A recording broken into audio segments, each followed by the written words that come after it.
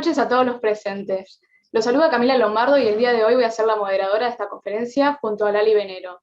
Es un gusto para mí darles la bienvenida a todos a esta conferencia técnica organizada por PIS Concreto, empresa peruana que se dedica a brindar productos y servicios de calidad para el sector de la construcción y que está comprometida con la difusión de conocimiento a nivel nacional y también internacionalmente. Traspasamos fronteras realizando concursos y conferencias con ponentes internacionales. Nos sentimos muy orgullosos y contentos con todo lo logrado, ya que esto nos motiva a seguir apostando por el crecimiento de Perú.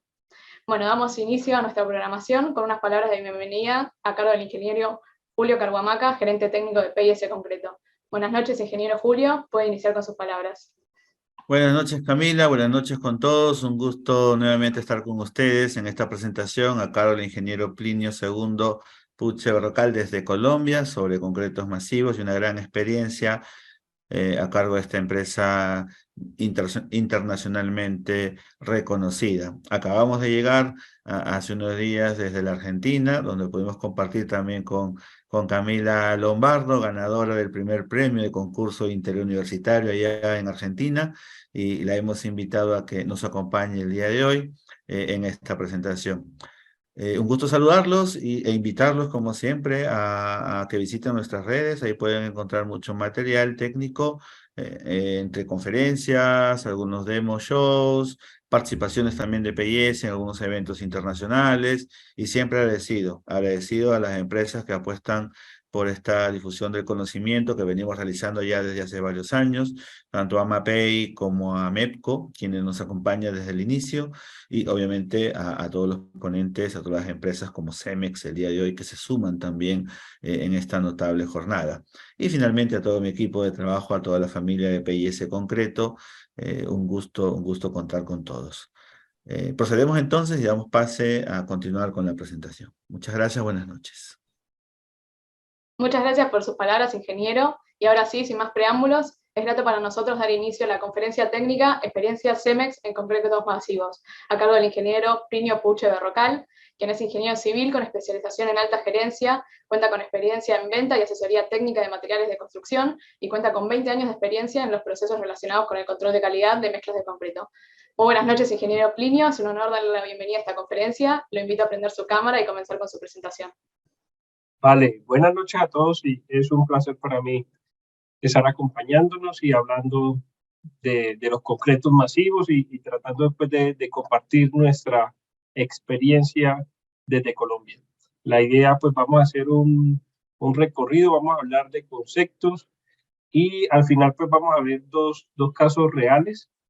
Las dudas pues que vayan surgiendo, por favor nos las hacen saber a través del chat y pues nada, al final las tratamos pues de resolverlas, y de pronto hay algo que no sepa, pues me quedo con la tarea de hacérselas llegar pues posteriormente. Ahí me pueden confirmar, ¿lo estamos viendo? Sí, correcto. Sí, Plinio, ya estamos viéndolo. Listo, súper. Entonces vamos a hablar de concretos masivos. Tenemos, pues, los países que estamos reunidos, tenemos una ventaja, y es que estamos muy ligados a la normatividad norteamericana. Un segundo y bajo esto aquí. Ya. Así que vamos a arrancar con la definición de un concreto masivo, guiándonos en el ACI 207, que es precisamente la guía para el concreto masivo, y voy a destinar unos minutos a leer textualmente lo que dice el ACI. Entonces, ¿qué nos dice? Un concreto masivo es cualquier volumen de concreto con dimensiones lo suficientemente grandes como para exigir que se tomen medidas para hacer frente a la generación de calor producida por la hidratación de cemento, el cambio de volumen generado y así minimizar los fenómenos de agrietamiento, el diseño de estructuras construidas por concretos masivos está generalmente basada en la durabilidad, economía y en la acción térmica, siendo la resistencia a la compresión a menudo una preocupación secundaria. Entonces, digamos que en la bibliografía podemos encontrar que en muchos documentos, muchos artículos, establece que, oye, si la menor dimensión del elemento estructural que vamos a fundir es de 90 centímetros, 0.9 metros, se considera un concreto masivo, y ya vamos a ver por qué. Entonces, y cuando vamos a fundir un cubo de concreto cualquiera que sean las dimensiones, y para el caso de la fotografía, estamos viendo la parte de un rebosadero en alguna parte de alguna obra de infraestructura en Colombia por allá en el 2008. ¿Qué podemos ver en una foto? Pues nada, algo sencillo, cualquier mixer de concreto, fundiendo, pues muy inteligentemente resolvieron ese vaciado a través de una tubería de PVC para descargarla por gravedad. Y lo particular o lo interesante de esta parte, pues de ese vertedero, es que pues pueden ver la escala, de acá un puntero, pueden ver, aquí está una persona, pueden ver la escala del dado que estamos fundiendo, el cual pues ampliamente supera ese punto, 90 metros, como una de las dimensiones mínimas. Entonces, ¿qué va a pasar con ese concreto? Que si no lo protegemos, y ya vamos a ver por qué, por el desarrollo de temperatura que va a tener, por ser un concreto masivo, puede fisurarse por esa razón. ¿Qué tipo de fisuras? Pues fisuras de ese tipo, aquí la vemos en planta, o acá se pueden ver longitudinalmente pues en todo el espesor del elemento. ¿Y por qué debemos protegerla? Porque debemos prevenir la fisura, el fisuramiento pues, que se da a edades tempranas, digamos que las primeras horas después de haber fundido el concreto. Esa sería la razón número 1. Y 2, después que yo, o en el momento que alcance el pico máximo de desarrollo de temperatura, me puede formar un compuesto que se llama la estringita tardía, que es sumamente expansivo y muy ávido de agua, que también me puede fisurar. Entonces, digamos que son dos los controles que debemos realizar. Ahora, este tipo de fisuración que, como les decía, aparecen en los pocos días de vertido los elementos, ¿de dónde viene? ¿Sí? Digamos, por definición, una fisura es una carrera perdida por el material, ¿sí? Cuando un esfuerzo actuante supera el esfuerzo resistente de ese material, que en el caso pues, de esa charla es el concreto. Y vamos a tratar de entenderlo de la siguiente manera. Para un elemento de concreto cualquiera, en cualquier instante t, si yo lo cargo uniaxialmente, yo voy a tener una deformación éxilo, ¿sí? Y esa deformación, ¿de qué está compuesta? De una deformación instantánea, de una deformación por fluencia, de una deformación por retracción y finalmente la que más nos interesa, pues, no. En esta ocasión o en esta charla nos vamos a enfocar en esa que es la deformación por temperatura. Digamos que las dos primeras son las que chequean mucho los ingenieros estructurales cuando están haciendo sus modelos en una edificación, y depende pues del módulo de elasticidad del concreto y otras variables, pero hoy vamos a hablar solamente de esa deformación por temperatura. ¿Y a qué se debe esa deformación? Digamos que cuando tenemos un cuerpo y lo sometemos a unos cambios de temperatura, en este caso, digamos, tenemos una barra de concreto, el cual puede estar simplemente de forma esquemática a 10 grados. Y si lo someto, sea por agentes externos o internamente el material, logro calentarlo o tener un delta de temperatura de 10 a 30 grados, ese cuerpo pues, va a tener una expansión. Y caso contrario, si está caliente y se enfría, pues va a tener un encogimiento. Ese esfuerzo por ese cambio de temperatura es lo que me conlleva a un cambio de longitud, un detalle, ¿sí? ¿Y cómo está correlacionado? Pues es directamente proporcional a una constante que se llama alfa, que es el coeficiente de dilatación térmica. En caso del concreto, ¿de dónde viene el calor? Pues, estimados colegas, pues como todos sabemos, el concreto fraguando genera una reacción exotérmica, es decir, cuando la partícula de cemento le llega al agua y empiezan a formar estos nuevos componentes, estos nuevos erizos, ese proceso que se llama hidratación va generando calor. Entonces, hagamos de cuenta que cada partícula de cemento es como si tuviéramos unas velas que se van encendiendo al interior de mi masa de concreto y empieza a generar calor. Acá tenemos una fotografía de una partícula típica de cemento de ese tamaño, ¿sí? Que podrá tener, aquí está la escala de una micra, esa partícula de cemento podrá tener unas 6 o 7 micras, y a medida que se van formando estos erizos, que son los hidratos, esa reacción química me va generando calor.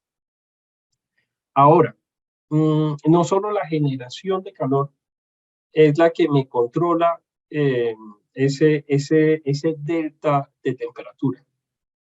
Empieza otra, y vamos a estar hablando de otra variable, que es el entorno de ese elemento. Porque ustedes pueden fundir un cilindro de concreto, ¿sí? Que va a tener un calentamiento, pero masivamente es tan pequeño que la atmósfera que lo rodea va a gobernar el desarrollo de esa temperatura.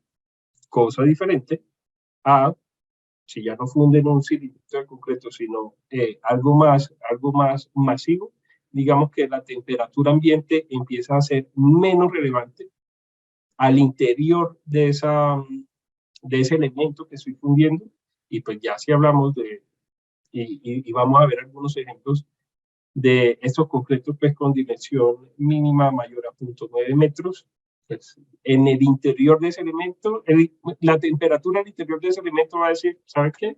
No me importa lo que esté sucediendo afuera, yo me voy a calentar y me voy a mantener caliente durante mucho tiempo. Entonces, estamos hablando de un tema de escala, ¿vale? En general, la temperatura del concreto pues, es similar al ambiente inmediatamente luego de ser mezclado pues, y en el momento de verterlo, como hemos estado hablando, y a medida que arranca su proceso de fraguado, pues la temperatura se va incrementando. Como no existe una distribución uniforme de la temperatura, hay una autorrestricción de la estructura. Y yo creo que con esta imagen, o por lo menos a mí, nunca se me olvida cuando la vi porque me quedó muy claro, y es asemejándolo a cuando este personaje de tirada cómica se transforma. Si pensáramos en el concreto, cuando esa persona está en su forma humana y posteriormente pues, se convierte en ese personaje, pues su interior crece en volumen, pero la ropa no cambia su volumen y por tal razón se rasga. Entonces, imaginémonos un cubo de concreto muy grande en donde el interior se está calentando y por esa razón se expande su volumen, pero el concreto que queda en la superficie y está en contacto con el medio ambiente, pues está frío o por lo menos a una temperatura menor que el interior, y por esa razón esa periferia o esa camisa que está recubriendo el interior o el núcleo del concreto se puede rasgar, ¿vale? Entonces acá tenemos, si tuviéramos ese concreto volando, suspendido en el aire, pues estas serían las fisuras típicas, pero como generalmente está apoyado, tenemos una restricción, y esas serían las fisuras típicas de un concreto masivo. Entonces, hasta acá, ¿qué es importante y qué hemos visto?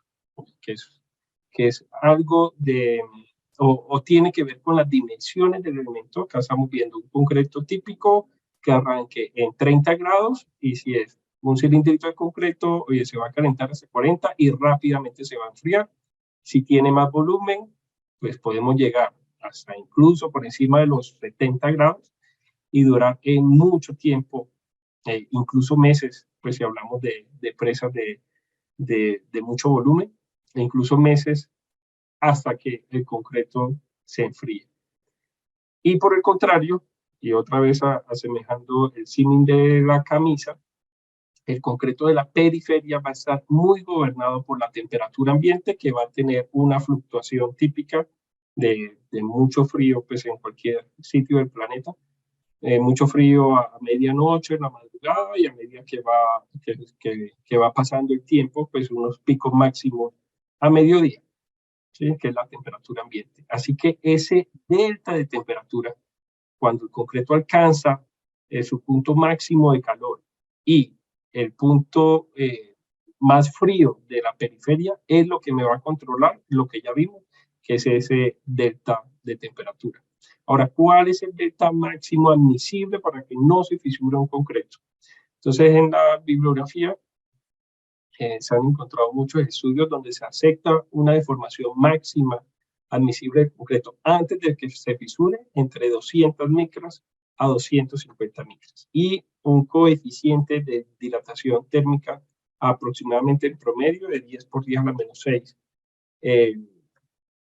por cada grado de temperatura. Así que, pues simplemente si despejamos esa fórmula, vamos a tener que el delta máximo para que el concreto no se fisure, y ojo, pues es importante hacer la aclaración que aquí estamos hablando de concreto simple, no estamos teniendo en cuenta el refuerzo pues en los concretos compuestos.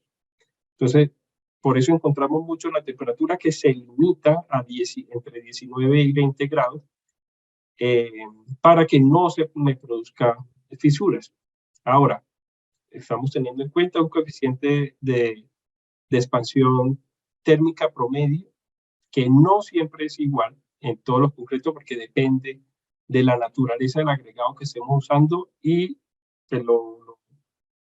la tecnología hoy en día permite medir para X concreto de estudio, medir ese coeficiente de expansión térmica y ser muy precisos a la hora de especificar un delta de temperatura admisible en un concreto masivo, ¿vale?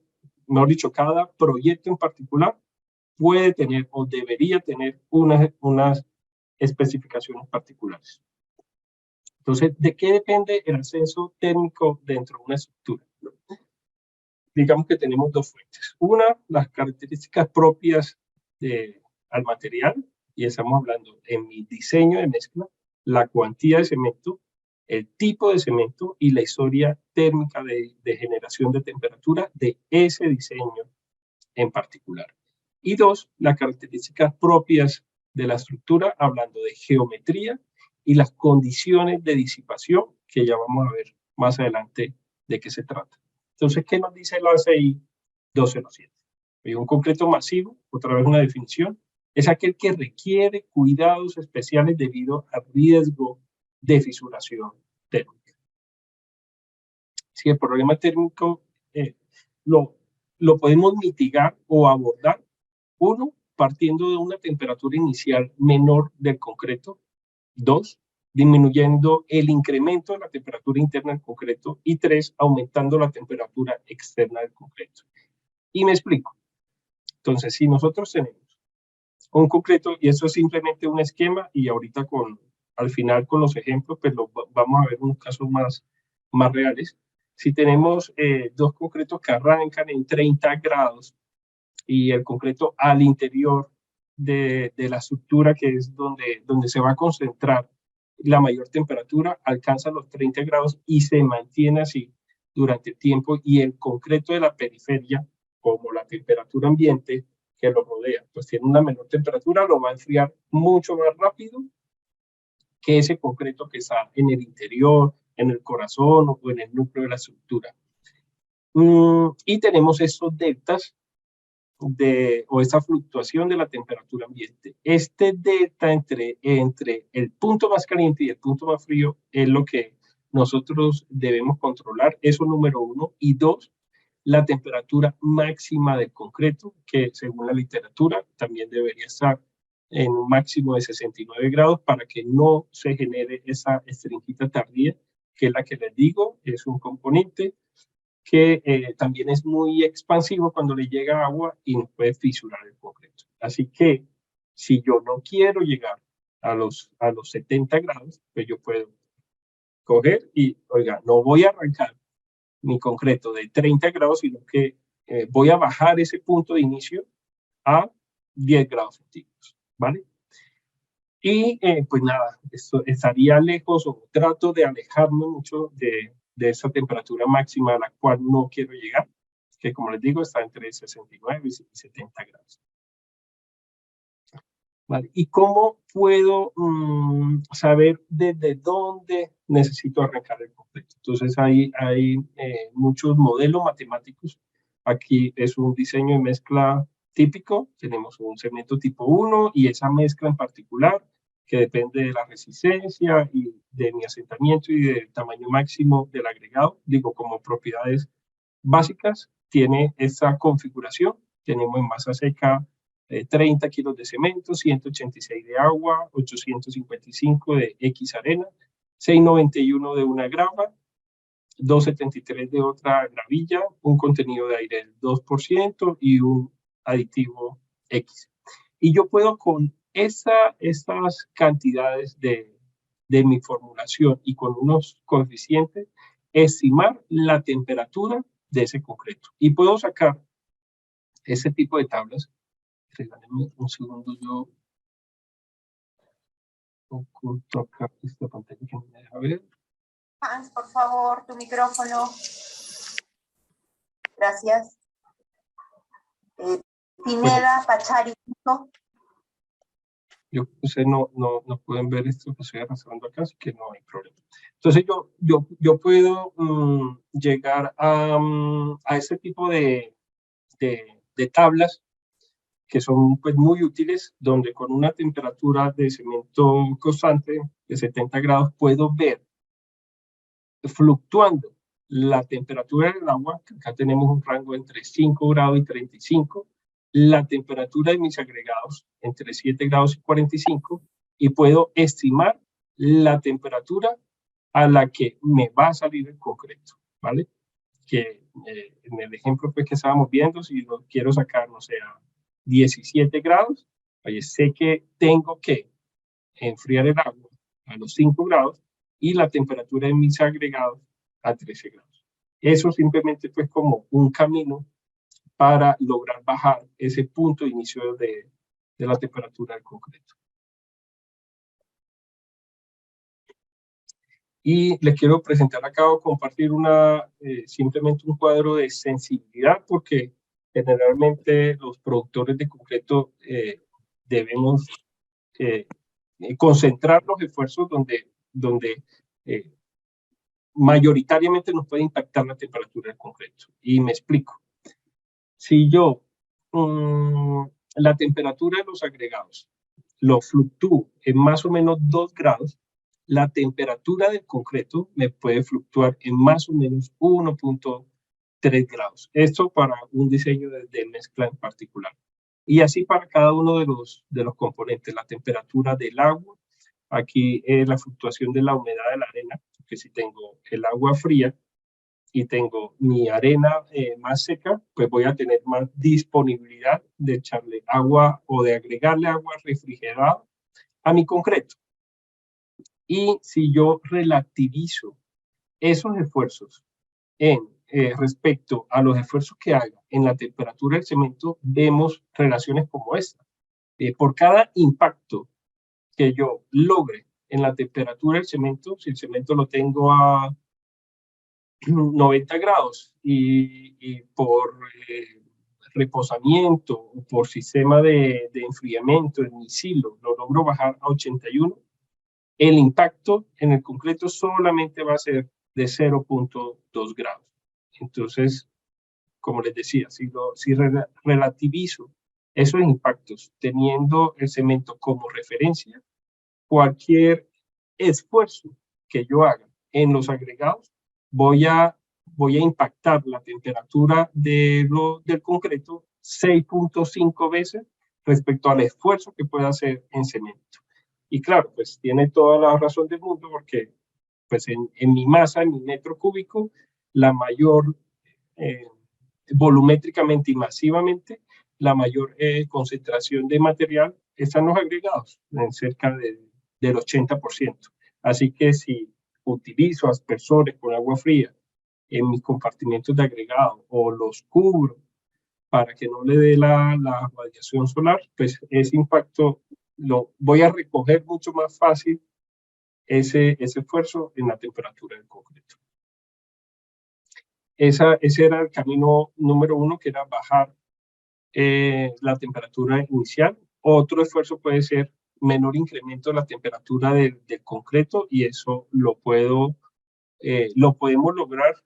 Y otra vez el ejemplo inicial, el concreto arrancando en 30 grados, pero ahorita puedo arrancar en los mismos 30 grados y cambiando la configuración de mi mezcla, utilizando adiciones o utilizando menos cantidad de pasta, pues voy a lograr que ya el pico de temperatura de desarrollo pues no sea de 15 grados o 20 grados, sino solamente de 10, por ejemplo, o con el uso de aditivos retardantes. Entonces, el menor incremento en la temperatura, como les decía, lo puedo lograr con el menor contenido de pasta, porque a la larga todo lo que se me calienta es precisamente la hidratación del cemento. La arena y la grava pues son materiales inertes que no se me van a calentar. Entonces, si logro desde vía diseño de mezcla utilizar un menor asentamiento, que finalmente lo logro con el contenido de pasta, o el uso de un mayor tamaño máximo, es diferente la pasta o la cantidad de cemento que ustedes utilizan. Si están haciendo un concreto con el tamaño máximo agregado de media pulgada, así lo están haciendo por 1 pulgada, si aumento pues ese tamaño máximo, pues voy a utilizar menos pasta, así que voy a hacer que mi concreto se caliente menos, ¿sí? El uso de aditivos superplastificantes precisamente pues para optimizar o para reducir esa cantidad de pasta, que como les decía, finalmente cada grano de cemento son las velitas que se van encendiendo y se me van calentando.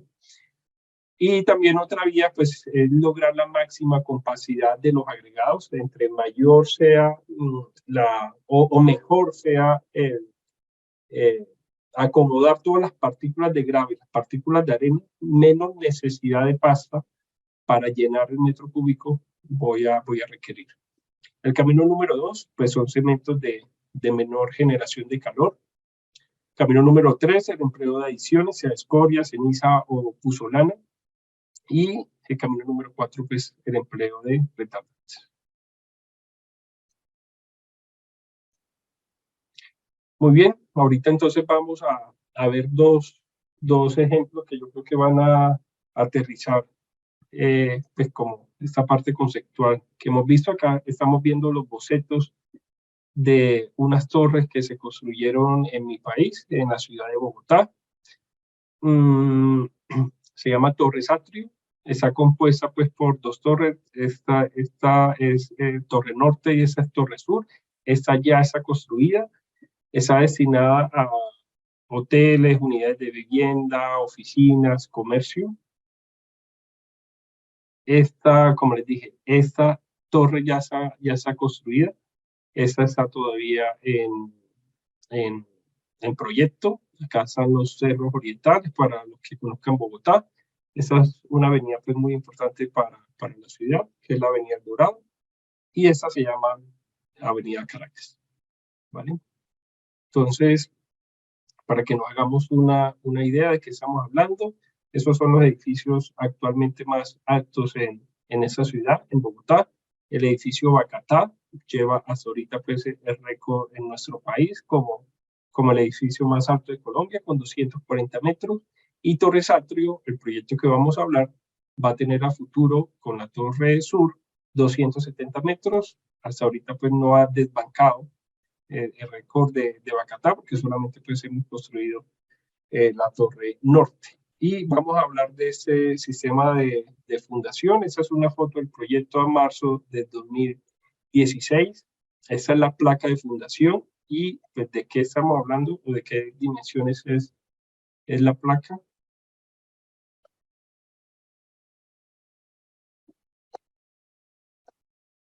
Es una placa pues enorme, como pueden ver. Son 3 metros de altura. Esa dimensión mínima. Acá vemos pues la escala de las personas. Aquí una foto a julio de 2016. se destinaron para esa placa de fundación 7.480 metros cúbicos de concreto, fundido de manera continua, sin interrupciones. Fue una fundida de 3 días con 5 bombas, y aproximadamente fueron unas 4 plantas de concreto, pues con suministro continuo, obviamente, pues para la no generación de la junta, y que finalmente funcionara como una placa monolítica. Así que pues ya se pueden imaginar, con 3 metros de altura, ese volumen de concreto, muchas velas encendidas, una generación de calor pues de manera importante, y ya vamos a ver de cuánto. Y bueno, pues ahí pueden ver también la cantidad de acero, 1.134 toneladas de acero. Entonces nada, en concreto, cuando empieza a fraguar, en su proceso de fraguado, es una simulación de la temperatura, pues como ya sabemos, se empieza a hidratar y pues, se va a calentar, sí o sí, con una concentración de calor en el núcleo, ¿sí? Y si no tenemos cuidado, como nos recomienda el ACI, porque claramente es un concreto masivo, pues esa placa de esas dimensiones, ya se pueden imaginar, se nos puede fisurar, ¿vale? Entonces, arrancamos con una modelación a nivel de laboratorio en unas condiciones semiadiabáticas, porque lo bonito del concreto es que cada diseño de mezcla tiene un desarrollo de temperatura propia. Es decir, si ese concreto, independientemente de la temperatura a la que arranque, sí o sí, en condiciones semiadiabáticas, y es aislando lo que pase en el medio ambiente. Por eso ese concreto está metido en una nevera de icopor, y esa nevera de icopor luego tiene 1, 2, 3 capas de un material aislante, y luego eso pues tapa de madera. Así que lo que ocurre acá internamente en el concreto es un desarrollo técnico propio de ese diseño de mezcla, propio de esos agregados, propio de ese asentamiento, y va a tener X desarrollo de temperatura. Y conociendo eso, yo me puedo devolver, si este concreto en particular se me calienta 40 grados, pues yo sé que puedo arrancar de 20 grados más ese 40, voy a llegar a un máximo de 60 grados. Entonces, este tipo de proyectos, claro, ameritaba esta fase de laboratorio inicialmente. Se hizo pues una modelación matemática de cuánto iba a ser ese delta, y la verdad fue muy acertada.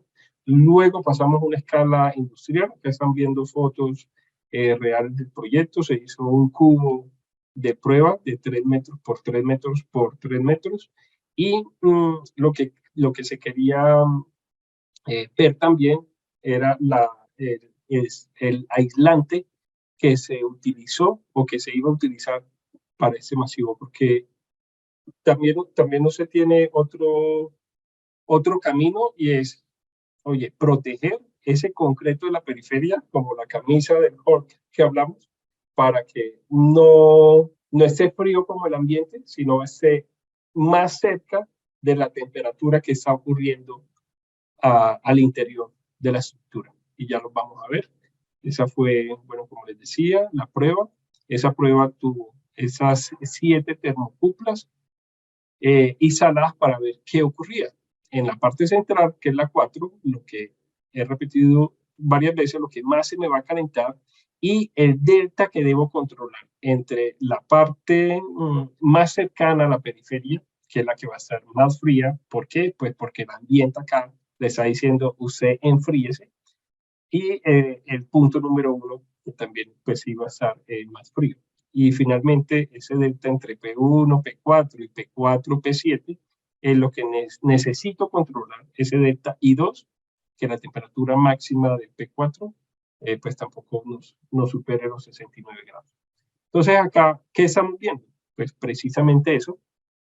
Estamos viendo la temperatura ambiente, que es esa línea naranja, que para Bogotá lo más frío en esa época del año eran los 15 grados. Bogotá es una ciudad que podría bajar en algunas ocasiones, y en ciertas épocas del año hasta los 9 grados fácilmente. Y pues nada, a mediodía, con la temperatura naranja, empecemos a recorrerla, Acá en el eje de las X está la escala de tiempo. Nada, enfría la madrugada, 15 grados, y luego sale el sol y empieza a calentar, y puede llegar a más o menos 33 grados, ¿vale? Eso en cuanto a la temperatura ambiente. Y al interior del concreto, ¿qué estamos viendo? Pues busquemos nuestro punto 4, que como dijimos era lo que se esperaba, lo que se iba a calentar más. Está ubicado justo en el centro de ese edad 3×3×3. Está a 1.5 metros y efectivamente fue el que más se calentó, llegando más o menos a los 62 grados. Y el punto 1, que recordemos, está, revisémonos acá un segundo, está acá, y el punto 7, que va a estar en la periferia, que es este azul. Efectivamente, esos dos puntos pues fueron los más fríos dentro de la estructura de concreto, y lo que necesitábamos verificar es que ese aislamiento, ese como papel regalo, por así decirlo, necesitaba o ver qué tan eficiente era para decirle al punto 1 y al punto 7, ¿sabe qué? Usted no se preocupe, no importa lo frío que esté haciendo afuera, usted se va a calentar lo suficientemente cerca a lo que se está calentando el núcleo, ¿vale? Esta fue la fundida. Estamos hablando de 29 de julio de 2016. Aquí están pues todos los brazos, todo el personal. Como les digo, pues la logística para los 7.480 metros cúbicos de concreto. Acá está la placa de cimentación ya finalizada. Ya pueden ver ahí como las escalas de las personas. Y pues nada, estaban haciendo ahí su proceso de afinado. Y como les decía, aquí logísticamente ese reto pues ya fue resuelto, y es donde arranca el reto de control térmico, porque ese concreto se va a empezar a calentar, va a llegar a una temperatura máxima por ahí creo que fue el cuarto día, y ya lo vamos a revisar. Así que pues nada, necesito protegerlo. Acá fue la instrumentación, estamos hablando de 10 termocuplas ubicadas, y vamos a ver el desarrollo de una en particular. Era el punto 9. Creo que hay un micrófono por ahí abierto. Entonces, ¿qué estamos viendo en esa? En la temperatura entre los 15 y los 65 grados, vamos a ver en todo el espesor del elemento, de los 0 a los 3 metros de altura.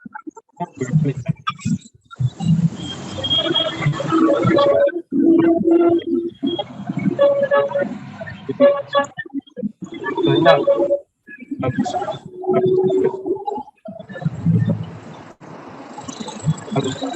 a las 0 horas, perdón, llegamos más, el concreto llega más o menos a los 18 grados, se empieza a calentar. Acá vamos pasando. A las 12 horas, simplemente acá esta termocupla no nos registró temperatura, pero vemos que ya estamos llegando o ya superamos los 40 grados. Aquí estamos hablando de 24 horas, ya transcurrió un día después de la finalización. El punto central pues es el que más se ha calentado. Acá está los de la periferia.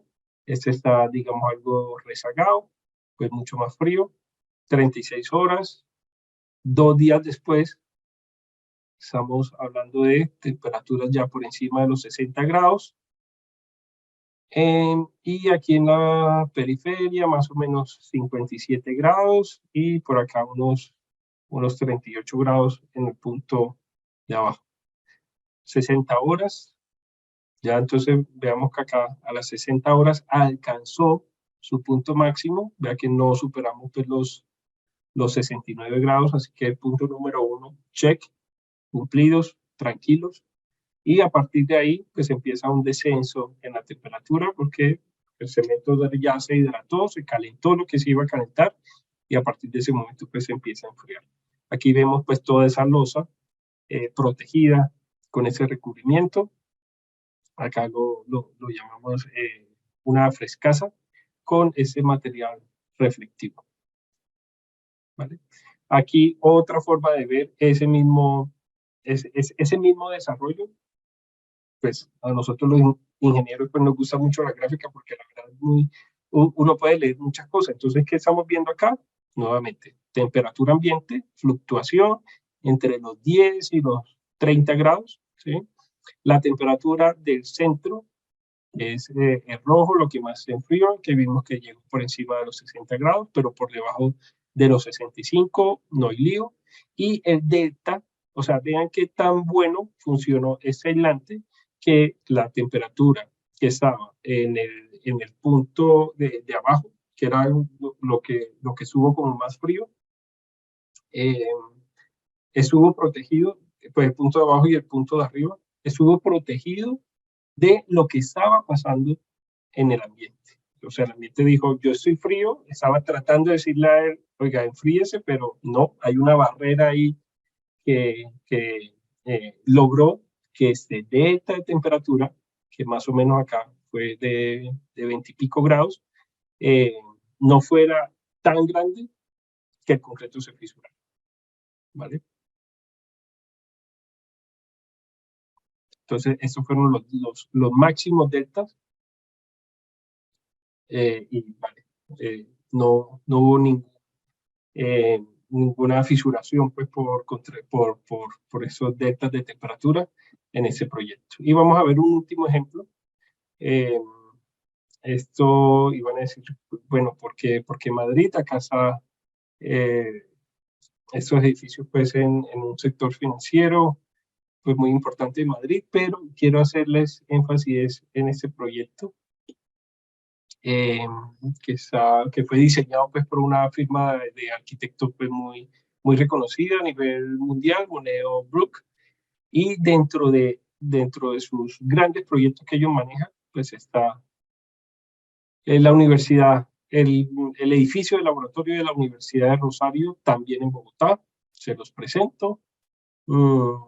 Es un edificio con más o menos esas especificaciones, son 26.457 metros cuadrados.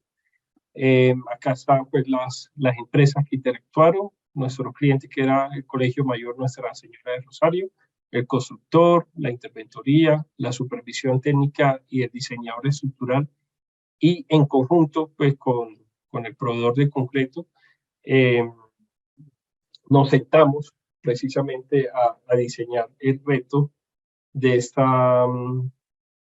de las fundaciones de esa universidad. Así que a través de estos modelos matemáticos y de la mezcla en específico, se determinó que ese concreto en particular o esos dados de cimentación iban a tener una temperatura máxima de recepción de 25 grados, que la temperatura máxima del núcleo iba a ser menor a los 65 grados y que el delta de temperatura podía llegar a los 25 grados, para un volumen total de 520.5 metros cúbicos. El proyecto está en ejecución, a la fecha se han suministrado 3.851, pues digo, todos los productos, y pues vamos a ver cómo nos funcionaron esas especificaciones. Las placas que estamos hablando tienen 2.3 metros de espesor. Una historia similar, se instalan unas termocuplas en puntos estratégicos de la estructura y se van midiendo durante el tiempo para verificar pues esos parámetros de control. Acá están las curvas resultantes, acá tenemos en el eje de la Y las temperaturas y bueno, ya sabemos más o menos la temperatura de Bogotá, misma historia, temperatura mínima de 10 grados y fluctuaba hasta máxima 31. El núcleo efectivamente se calentó, llegamos a los 65 grados, así que estamos tranquilos ahí porque no se me va a formar la esponjita tardía, y el delta de temperatura, que lo habíamos especificado en 25, el recubrimiento funcionó bien porque la parte más externa del dado, que iba a estar muy afectada nuevamente por el ambiente, pues estuvo muy protegida de esas fluctuaciones, y pues nada, el delta de temperatura fue 13 grados. Esos eran los dados. Este es simplemente pues un esquema arquitectónico de ese edificio, y con eso pues damos finalizadas pues los conceptos que queríamos compartir el día de hoy, pero pues muy abierto a las preguntas que de pronto se hayan generado. Buenas noches, ingeniero Plinio. Gracias y felicitaciones por la presente ponencia. Procedemos a realizar algunas preguntas que fueron formuladas por nuestro público asistente en el transcurso de su exposición. La primera pregunta es si usted tiene alguna experiencia trabajando con softwares que estimen el calor de hidratación como Diana, FEA o Abacus. Y si usted considera que ofrecen niveles de precisión estables y permiten tomar medidas preventivas. Vale, pues con esas en específico no, pero no, como les comentaba, súper válidos todos los modelos matemáticos. Unos son pues más acertados que otros, pero definitivamente son fundamentales. Es decir, yo creo que un éxito en la fundición pues, de un concreto masivo es sentarse inicialmente con todo este equipo de trabajo, pues, con el diseñador estructural, y definir finalmente las reglas de juego de control de ese concreto. Así que bienvenidos los modelos, eso en particular no los conozco, pero definitivamente sí es fundamental esa conversación previa a la fundida. Ya, excelente. También tenemos otra pregunta sobre qué otros problemas se generarían aparte de la fisuración cuando hay una variación de temperatura mayor a 20 grados.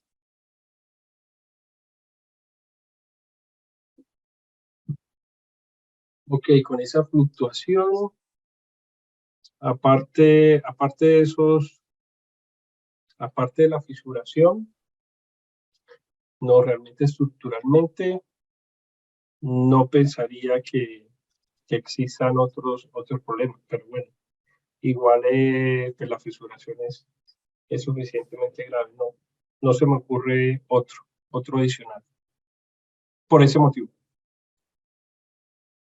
Ya está bien.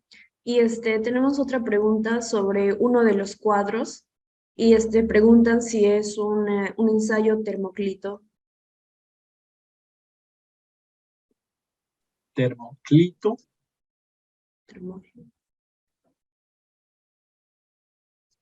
No sé de pronto a qué haga referencia. Pues fue un ensayo, como les dije, hemos dicho, ahí estábamos hablando, o estábamos evaluando ese pico máximo que iba a alcanzar esa mezcla de concreto en esas condiciones, y el tema de recubrimiento, porque finalmente, no sé, uno podría utilizar una sola capa de ese material y que aísle las condiciones del ambiente, pero puede que una capa no sea suficiente y se requieran dos. Entonces, ese tipo de ensayo, y obvio, pues no es necesario para todo el proyecto, depende de la envergadura del proyecto, pero pues acá, como estábamos hablando de más de 7.000 metros cúbicos, valía la pena, y de hecho lo recomienda la CI, dependiendo pues de la complejidad del proyecto, hacer ese tipo de modelos en escala real. Ya, muy interesante. Y la última pregunta es, cuando hay un vaciado masivo con gran cantidad de acero en el concreto, ¿qué consideraciones se debe tener para que no haya problemas de segregación?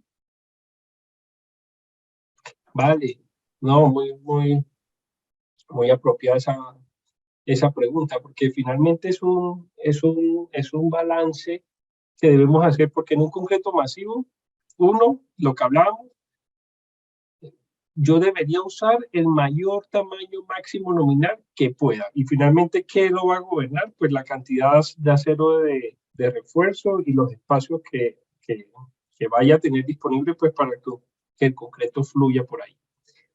2, el menor asentamiento posible. pero entonces al tiempo, si yo tengo una densificación de acero importante, pues yo necesito un asentamiento mayor. Y finalmente la cuantía de cemento. Así que en tema de la segregación, se pueden hacer concretos muy robustos en cuanto a que no sean segregables por varias caminas. Relación agua-cemento, la proporción de los agregados, los aditivos que use, pero siempre tratar de tener esa escala en los concretos masivos de que la solución no puede ser, por ejemplo, una cantidad de pasta importante, porque eso implicaría que se me va a calentar más pues mi concreto. Así que, pues como te digo, es un balance ahí en el diseño. Hay concretos más segregables que el otro, pero no puedo incurrir en el error de hacerlo por tratar de reforzarlo en cuanto a segregación, que quede más propenso a que se me vaya a calentar más y vaya a tener yo problemas de fisuración por ese motivo. Ok. Tenemos otras preguntas más. Luego, ¿qué solución se puede dar a un concreto en caso que haya pasado los 70 grados? Wow. Fíjate que no había pensado en eso.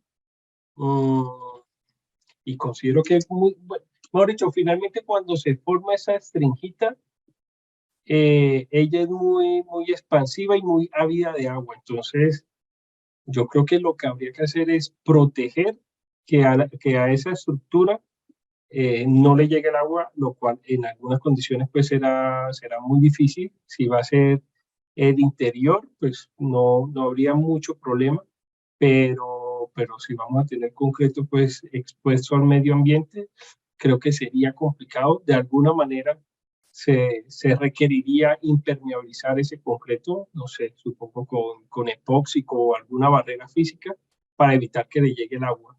Más de ahí, no creo que se pueda hacer mucho. Listo. Tenemos otra pregunta. ¿Cuáles son las consideraciones que se debe tomar cuando la temperatura ambiente va de 23 a 1 grado centígrado dentro de las 24 horas? ¿Me repites, por favor? ¿Cuáles son las consideraciones que se debe tomar cuando la temperatura ambiente va de 23 a 1 grado dentro de las primeras 24 horas?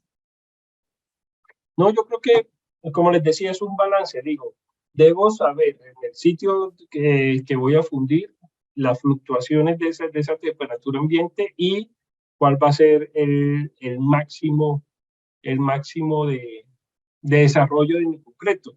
Porque, por ejemplo, estás hablando de un clima más cálido que Bogotá, donde hablábamos una temperatura promedio, no sé, de 15 grados o de pronto 20.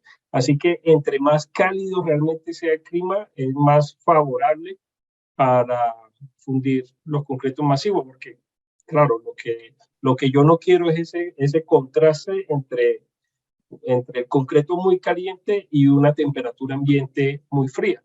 Entonces el sistema de aislamiento va a ser diferente o menos exigente si estás en una ciudad con 23 grados, así estás en una ciudad con 10 grados.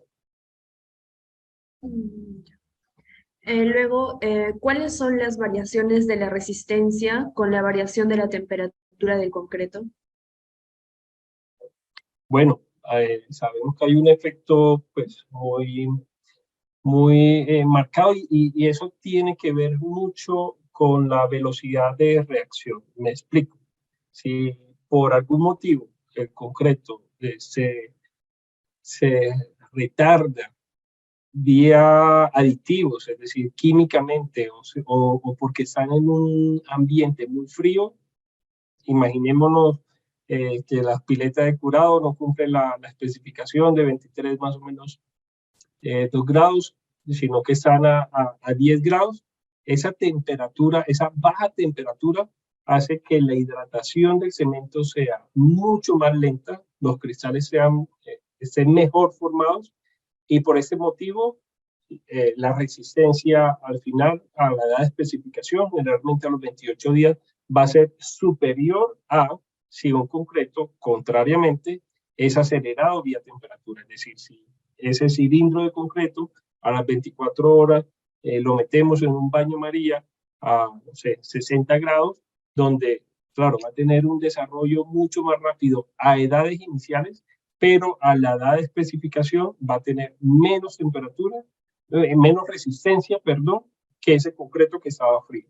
Entonces, otra vez, para resumir la respuesta, la temperatura sí afecta el desarrollo de la resistencia y generalmente, si hay una menor temperatura, pues las resistencias van a ser mayores a si en el historial de ese cilindro la temperatura es mayor. Ya está bien.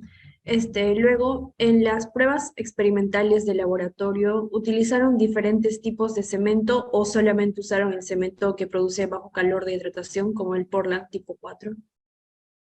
Vale, utilizamos varias dosificaciones tal cual en la etapa previa, ¿sí? Porque finalmente teníamos varias disponibilidades de adiciones y varias dosis de esas adiciones. Entonces, sí se hicieron etapas previas y nos fuimos pues por la más óptima, desde el punto de vista pues ya técnico, económico, de disponibilidad, etc. Ya está bien. Luego, ¿con qué equipos se midieron las temperaturas y quién decide su uso y sus límites?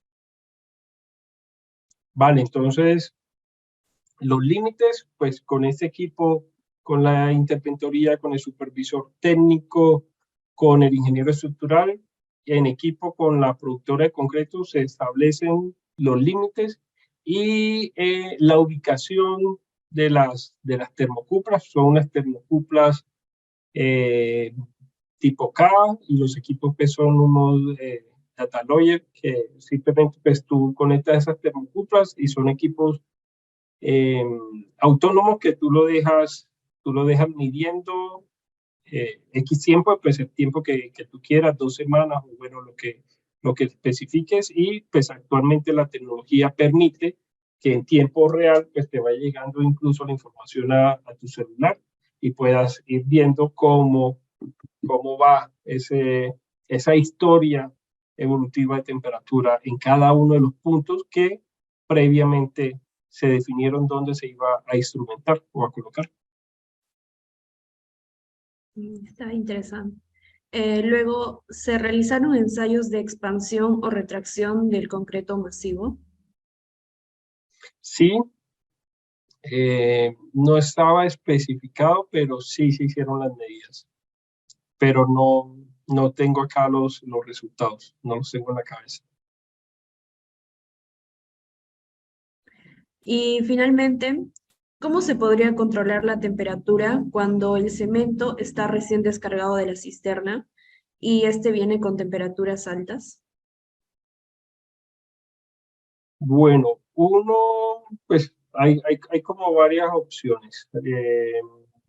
Lo ideal es tener ojalá en las plantas de concreto, tener como unos silos donde el cemento se vaya reposando, que sea un sistema rotativo, que me llegue hoy la pipa, lo descargo en ese silo, pero yo estoy consumiendo de otro y así cuando se me acabe ese que actualmente estoy consumiendo, haya pasado varios días y vaya yo teniendo esa rotación de cemento pues para no utilizar concreto recién descargado. Esa sería pues como la más económica y ya hay otras opciones pues que obviamente son más costosos que en general o tener serpentines que abracen pues el silo y pasar por ahí algún material frío que ayude a bajar la temperatura del cemento. Pero pues ya son soluciones más costosas. Ya. Y la última pregunta es si estando en un clima de 40 grados, ¿sería posible poner hielo a un camión mixer?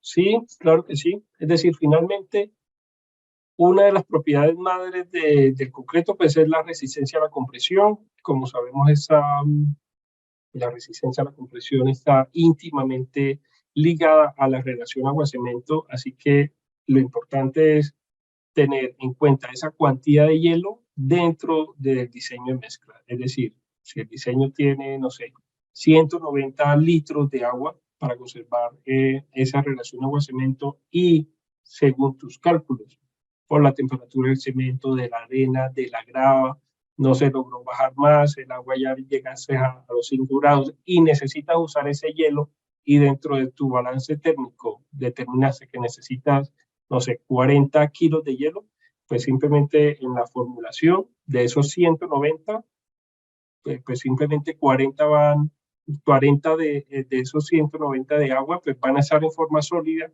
en forma de hielo, y los otros 150 pues van en forma líquida y se puede adicionar esa cantidad de hielo a la mixer o en unas plantas premezcladoras al tambor premezclador sin necesidad de alterar mi relación agua-cemento. O sea, se tiene en cuenta desde el diseño, simplemente en fase sólida, como hielo. Listo. Con eso concluimos las preguntas. Muchas gracias por las respuestas, ingeniero Plinio. De esta manera cerramos nuestra ronda de preguntas y continuamos con la programación. Le brindo el pase a Camila Lombardo para que pueda dar las palabras de cierre. Bueno, gracias, ingeniero Plinio, por aclarar todas las dudas de nuestros asistentes. De igual forma, nos sentimos muy agradecidos con el público asistente por su activa participación mediante la transmisión en Zoom y YouTube. Además, informamos que la grabación de esta conferencia será publicada en nuestro canal de YouTube la próxima semana. Los invitamos a que lo revisen y recomienden. También allí podrán encontrar y escuchar otras ponencias muy interesantes que hemos realizado en el pasado. Muchas gracias, ingeniero Plinio. ¿Tienen algunas palabras para finalizar su presentación? No, pues muchas gracias a ustedes. Espero haya sido de su agrado y nada, acá 100% disponible cuando lo requieran. Perfecto, reiteramos nuestros agradecimientos hacia el ingeniero Plinio. Fue un placer contar con su participación como ponente y también muchas gracias a todos los asistentes por formar parte de este evento. Los invitamos a seguirnos en nuestras diferentes plataformas digitales y de esta manera damos por finalizada la presente conferencia. Los enlaces de nuestras redes los pueden encontrar en estos momentos en el chat. Nuevamente, muchísimas gracias a todos y muy buenas noches. Gracias. Hasta luego. Chao, chao.